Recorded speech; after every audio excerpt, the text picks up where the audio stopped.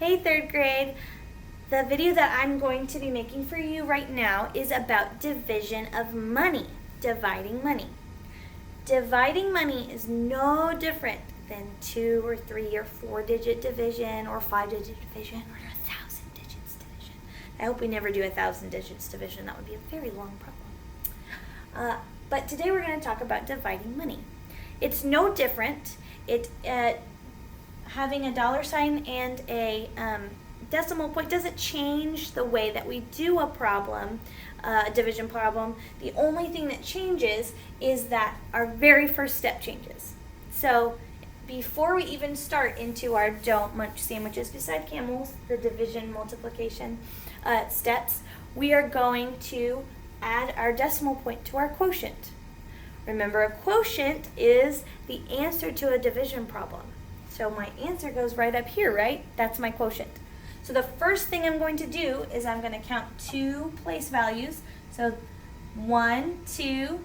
I'm going to put my decimal point up here after 2 place values. And then now I'm ready to start my problem. So I'm going to remind you of our steps. Divide, multiply, subtract, bring down, compare, don't munch sandwiches beside camels.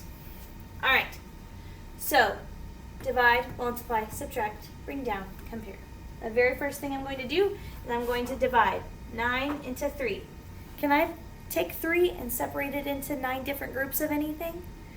No, we can't do that, can we? So I'm going to take my 3, and 3 is going to go on a date with 7. So I'm actually going to group these 2 numbers together. So 3 and 7 are together. They're on a date. They're on a friendly date to the movies. So 9 isn't just going to go into 3 now. 9 is going to go into 37. How many times can I divide 37 into 9?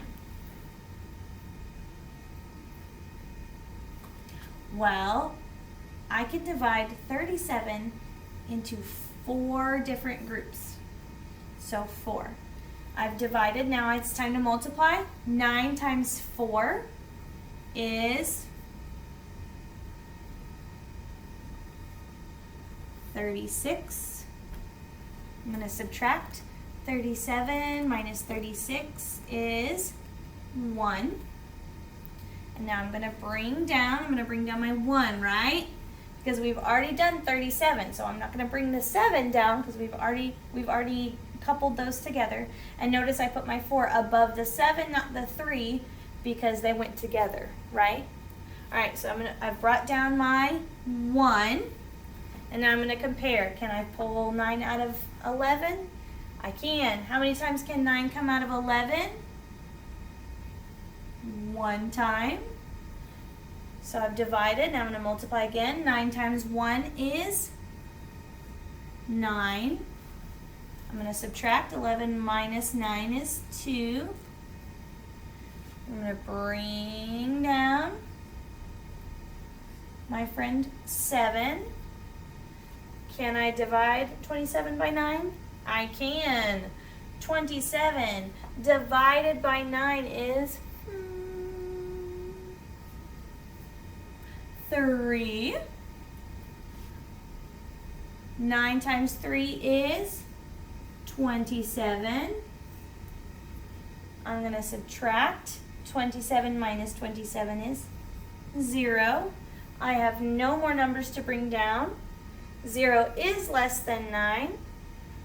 So I can't divide it into any more pieces. 0 is equal to or less than 0, so I will not have a remainder. So that means it's time to add my dollar sign, and $37.17 divided into 9 equal groups will equal $4.13. That means if I divided $37.17 into 9 different groups, each group would have $4.13 in it. See, dividing money is no different than dividing any other numbers. Don't let the decimal point and the dollar sign trip you up. Just remember, the first thing that we do in a money problem is we add our decimal point, and then the last thing that we do in a money division problem is we add our dollar sign. All right, I hope that you have a lovely evening and enjoy learning more about math.